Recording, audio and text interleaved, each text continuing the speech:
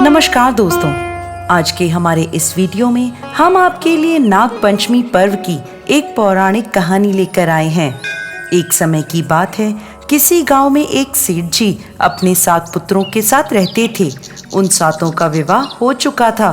सेठ जी के सबसे छोटे पुत्र की पत्नी श्रेष्ठ चरित्र की, विदुषी और सुशील थी, परंतु उसके कोई भाई नहीं था। एक दिन बड़ी बहू ने घर लीपने को पीली मिट्टी लाने के लिए सभी बहुओं को साथ चलने को कहा, तो सभी डलिया और खुरपी लेकर मिट्टी खोदने चली गई। तभी वहां एक सर्प निकला, जिसे बड़ी बहू खुरपी से मारने लगी। ये देखकर छोटी बहू ने उसे रोकते हुए कहा, मत मारो इसे, ये बेचारा तो निरपराध है। ये सुनकर बड़ी बहू ने उसे नहीं मारा। तब सर्प एक ओर जाकर बैठ गया। जब छोटी बहू ने उससे कहा, हम अभी लौटकर आती हैं, तुम यहाँ से जाना मत। ये कहकर वो सबके साथ मिट्टी लेकर घर की ओर चली गई और वहाँ जाकर काम काज में फंसकर सर्प से किया वादा भूल गई। अगले दिन जैसे ही उसे ये बात याद आई, तो वो हाथ में दूध का कटोरा लेकर वहाँ पहुँची और सर्प को वहाँ बैठा देख उसके आगे हाथ जोड़ के कहने लगी, क्षमा करना भैया, मैं समय से आना भूल गई। ये सुन सर्प बोला, तू भैया कह चुकी है, इसलिए तुझे छोड़ देता हूँ, नहीं तो झूठी बात कहने के कारण तुझे अभी डस लेता। वो बोली, भैया मुझसे भूल हो गई, उसकी मैं आपसे क्षमा मांगती हूँ। तब सर्प बोला, अच्छा तू आज से मेरी बहन हुई और मैं तेरा भाई, तू जो चाहे मुझसे मांग ले। वो बोली, भैया मेरे कोई भाई नहीं है, अच्छा हुआ जो तुम मेरे भाई बन गए।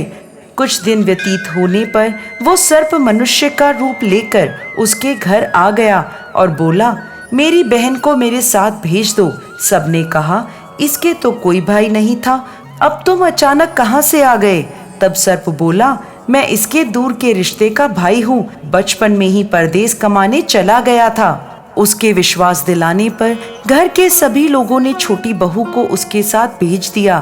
तब उसने रास्ते में छोटी बहू को बताया कि मैं तुम्हारा भाई सर्प हूँ, इसलिए तुम डरो नहीं और जहाँ चलने में कठिनाई हो वहाँ मेरी पूंछ पकड़ लेना। छोटी बहू ने उसके कहे अनुसार ही किया और इस प्रकार वो उसके साथ साथ नागलोक पहुँच गई। वहाँ के धन ऐश्वर्य को देखकर वो चकित हो गई। नागलोक में उसने देखा कि वहाँ सांप के कई छोटे छोटे बच्चे थे।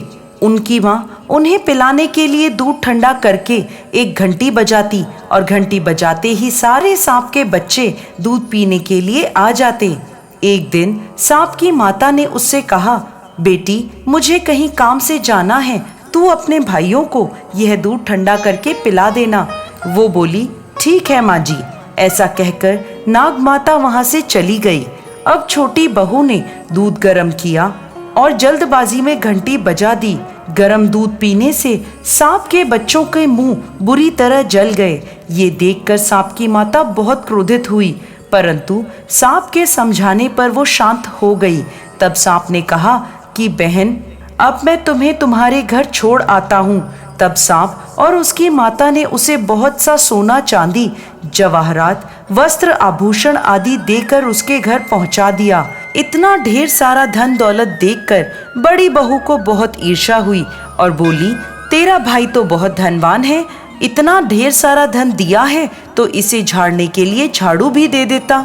सांप ने बड़ी बहू की यह बात सुन ली और उसने उस सारी धन दौलत को झाड़ने के लिए सोने का एक झाड़ू भी दे दिया। जब वह बहन के घर से जाने लगा तो उसे हीरे मणियों का एक अद्भुत हार भी दिया, जिस हार की प्रशंसा दूर दूर तक होने लगी। जैसे ही उस देश की रानी ने उस हार की प्रशंसा सुनी तो वो राजा से बोली, सेठ की छोटी बहू का ये हार मुझे चाहिए। राजा ने मंत्री को हुक्म दिया कि उससे वो हार लेकर शीघ्र उपस्थित हो।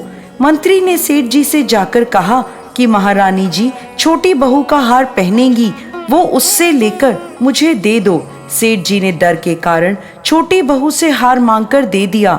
छोटी बहू को ये बात बहुत बुरी लगी। उसने अपने सर्प भाई को याद किया और प्रार्थना करने लगी। उधर दूसरी ओर जैसे ही रानी ने वो हार पहना तो रानी के गले में डालते ही हार सर्प बन गया। ये देखकर रानी जोर से चीख पड़ी और हार उतारकर फेंक दिया। यह देखकर राजा ने सेठ को खबर भेजी कि छोटी बहू को तुरंत उपस्थित करें। सेठ जी डर गए कि राजा न जाने क्या करेगा। वो स्वयं छोटी बहू को साथ लेकर राजा के दरबार में उपस्थित हुए। राजा ने छोटी बहू से पूछा, तूने क्या जादू किया है? मैं तुझे दंड दूंगा। छोटी बहू बोली, राजन क्षमा कीजिए, यह हार ही ऐसा है। तब छोटी बहू ने राजा को नागलोक और सर्प की सारी बात बता दी। इतनी देर में वो नाग वहां प्रकट हो गया और बोला, ये मेरी बहन है, यह हार मैंने इसे दिया है। ये देखते ही सभी लोग हाथ जोड़कर खड़े हो गए और उसी दिन से नाग पंचमी का यह त्योहार मनाया जाने लगा। जय नाग देवता।